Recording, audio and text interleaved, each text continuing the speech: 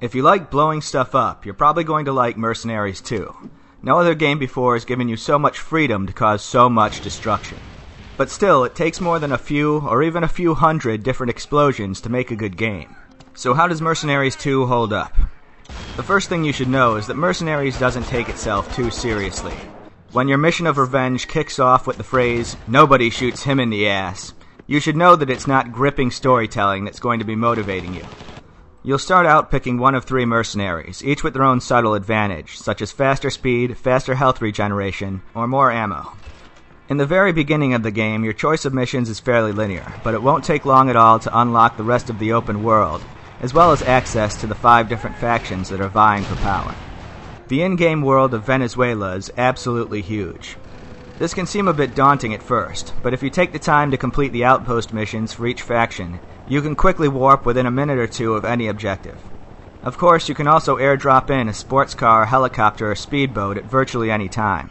For an open-world game, the graphics aren't quite as impressive as GTA 4 or Assassin's Creed, but this is somewhat made up for by the immense size of the world, and the fact that you can blow up just about anything you can see.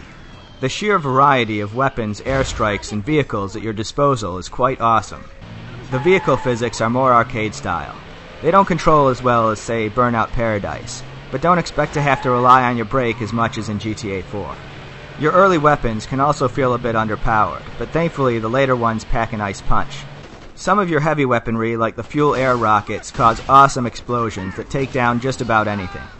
Once you've unlocked all the factions, you'll have a ton of different missions to take on. The outpost missions for each faction play about the same, and these can get a bit repetitive. However, the rest of the missions feature a pretty nice amount of variety. You're also just given a lot of freedom with which to take on each objective, whether going in guns blazing, calling in a massive airstrike, or sniping and using stealth. You can even disguise yourself as the enemy using their vehicles. Doing missions for one faction will often get you on the bad side of another faction, but it's nothing you can't fix with a little bribery. If you're just looking to rampage, it's worth noting that killing civilians will actually cost you cash, so you may want to keep a save game specifically for that purpose. It won't take you too long to finish the main objectives needed to complete the story, but as one look at the map will tell you, there are certainly a ton of side quests.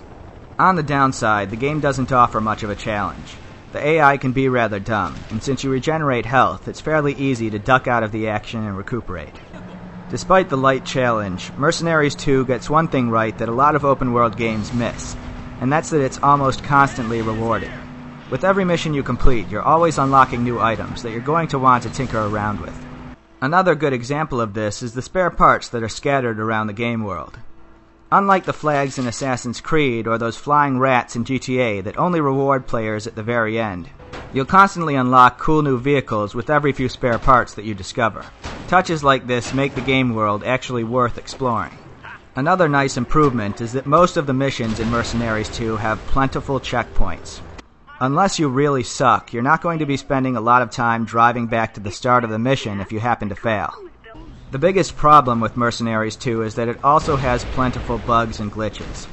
These glitches very rarely affect actual gameplay, but when they do, it can be quite annoying. And it's just plain awkward seeing the occasional floating crate or gun turret. They detract from the game's sense of polish at the very least. You can also bring in a friend through online co-op and cause even more massive chaos, although it does make the game even easier. Overall, I had a really good time at Mercenaries 2. If you're the type of person who enjoys games that give you a lot of freedom, and can look past the occasional glitch, you'll probably find a lot to like here. Let's just hope that Pandemic is able to patch up this otherwise very fun game. I'm gonna shoot that Swedish madman!